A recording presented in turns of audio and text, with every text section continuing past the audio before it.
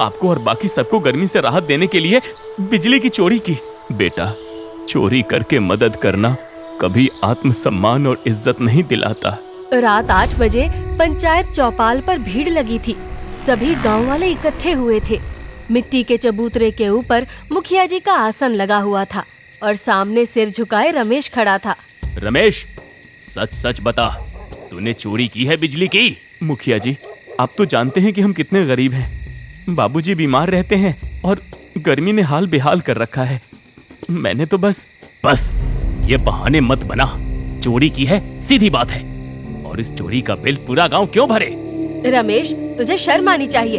गरीब होना जुर्म नहीं, पर चोरी करना बहुत बड़ा जुर्म है। आज अगर रमेश को सजा नहीं मिली तो कल और लोग बिजली की चोरी करेंगे। हाँ मुखिया जी, सजा तो इसे जरूर मिलनी चाहिए। रमेश, गांव के नियम सबके लिए बराबर हैं। तुम गरीब हो, हम जानते हैं, पर इस वजह से तुम्हें चोरी की इजाजत नहीं दी जा सकती। जरूर बबलू और गुड्डू ने ही मुझे पकड़वाया है। माफ कर दो हमारे बेटे को, इंसानियत के नाते माफ कर दो इसे। इंसानियत? जब बिल भरना होगा तब ये इंसानियत कहाँ जाएगी? मुखिया जी, मैंने ये खुद के लिए नहीं, अपने बूढ़े माँ बाप के लिए किया था मुखिया जी। कोई और रास्ता नहीं था। रमेश, पंचायत तुझ पर 3 बातें तय करती है। पहला, तू अगले महीने का पूरा बिजली बिल अकेले भरेगा।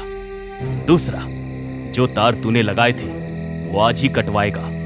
और तीसरा, अगर दोबारा ऐसा किया तो तुझे गांव से बाहर निकाल दिया जाएगा। नहीं नहीं, हमारे बेटे को गांव से मत निकालिएगा। मैं मंजूर करता हूँ मुखिया जी। सब चुप हो जाते हैं। रमेश की नजर सुधा, अम्मा और बाबूजी पर पड़ती है। उनकी आंखें भी भीगी थी। रमेश घर आकर उस तार का कनेक्शन काट देता है। उस रात रमेश को नींद नहीं आती।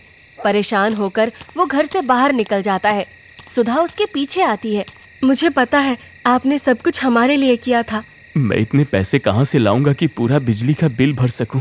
आप इसे गिरवी रख दीजिए। नहीं सुधा। अकेले आप इस परिवार की जिम्मेदारी लेंगे क्या?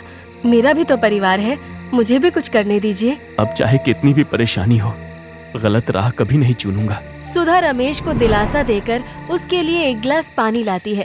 ठंडा पानी पीते हुए रमेश उस मटके की तरफ देखता है जिसमें इस तपती जून के महीने में भी इतना ठंडा पानी था।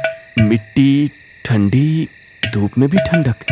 सुधा, क्या हम पूरा घर ऐसा नहीं बना सकते? घर? मिट्टी का? वो कैसे? जैसे ये घड़ा है, मोटी दीवारें, मिट्टी की परत। आप ये सब क्या बोल रहे हैं? मुझे कुछ समझ नहीं आ रहा।